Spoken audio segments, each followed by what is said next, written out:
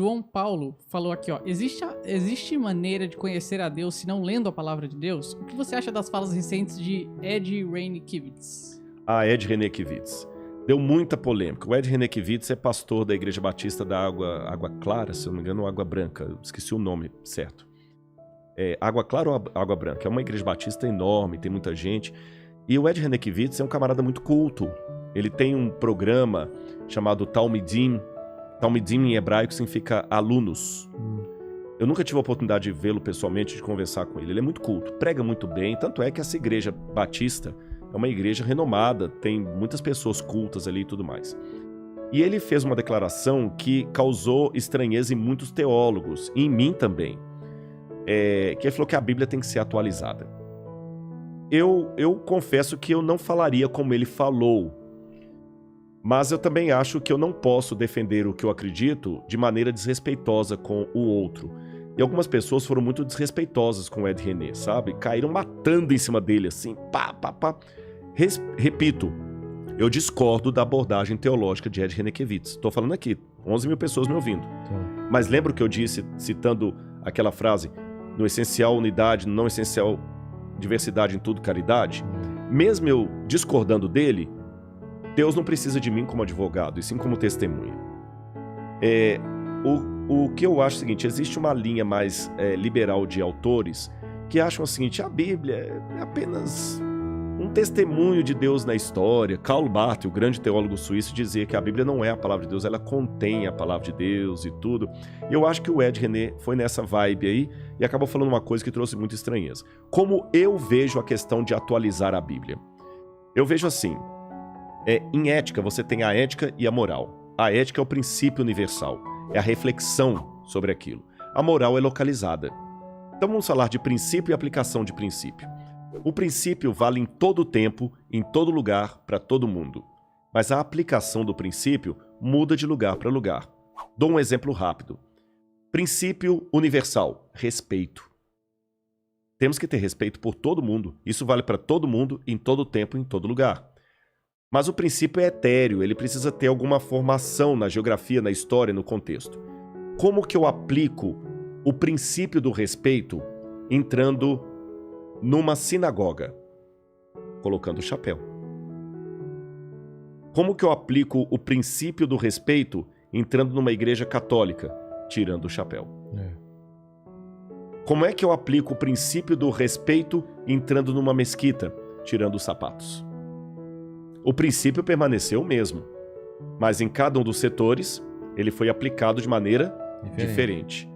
A Bíblia é um livro que contém princípios, mas por ser um livro histórico, ela matiza esses princípios em situações localizadas, específicas. Por exemplo, Deus, quando apareceu para Moisés, falou: tira a sandália dos seus pés, porque o lugar que você está pisando é terra santa. E quando eu vou para o Egito, eu vejo que realmente a crença egípcia é que diante de uma divindade, tira o sapato por respeito.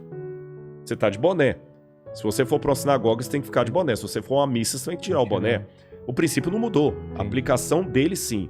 O princípio é eterno. A aplicação é local, contextual, atualizável.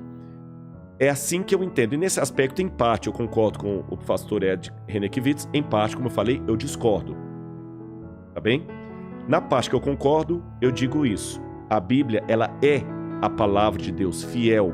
A Bíblia fala que ela é justa para reprimir, para corrigir, para ensinar na justiça. A Bíblia não é jamais um livro ultrapassado, nunca o será. A Bíblia não precisa de atualização, porque ela é a palavra viva de Deus que se renova a cada manhã. Cai a erva, murcha-se a flor, mas a palavra do Senhor permanece eternamente. Nesse ponto que eu discordo da fala de Ed René. Porém, em que sentido que eu vejo propriedade na atualização do texto? É que se eu confundir princípio, que é eterno, com a aplicação do princípio, eu posso criar problemas. Por exemplo, eu como adventista, eu guardo o sábado. Mas no tempo de Moisés, quem transgrediu o sábado era pena de morte para o sujeito. Eu não vou agora apedrejar quem não guarda o sábado. Aí eu vou tá vendo, a Bíblia é obsoleta. Não é. O princípio do sábado, na época de Moisés... Valia para aquela época. O princípio vale para todo o tempo. Não, mas a forma, o apedrejamento era para aquela época. Hoje não é. Você tá entendendo? É outra forma de analisar a coisa. Então, as pessoas às vezes confundem o que na Bíblia é princípio com o que é a aplicação. Perfeito. E não fazendo essa distinção, você cria muitas heresias e muitos exageros e muitos fanatismos. Porque, por exemplo, Paulo falou que na igreja a mulher deve ficar calada, não falar nada. Ah, é? Só que dentro daquele contexto, fazia todo sentido o que Paulo estava dizendo.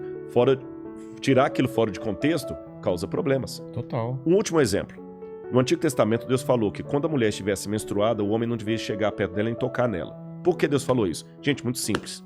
O povo de Israel que saiu do deserto eram escravos, completamente provincianos, estúpidos até falar chega, porque eles eram escravos. Não eram pessoas cultas.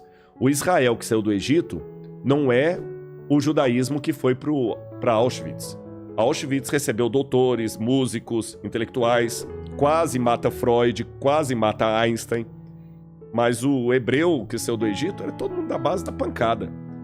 Então Deus tinha que falar com eles uma linguagem que eles podiam entender. Imagina esse pessoal no deserto, Vilela, sem tomar banho, e a mulher menstruada e com cólica.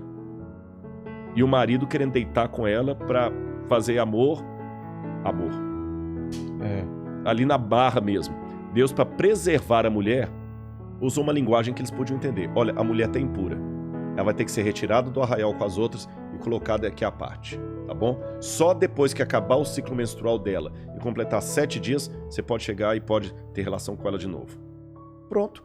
Dentro daquele contexto, Deus pegou o princípio do respeito à mulher e aplicou numa situação que ele tirou a mulher da vista do marido bronco e botou junto contra as mulheres que estavam menstruadas como ela.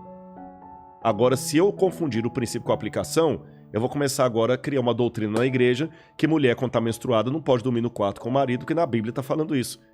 É nesse sentido que eu acho que a gente teria que atualizar o texto para separar o que é princípio e o que é aplicação. Entendi.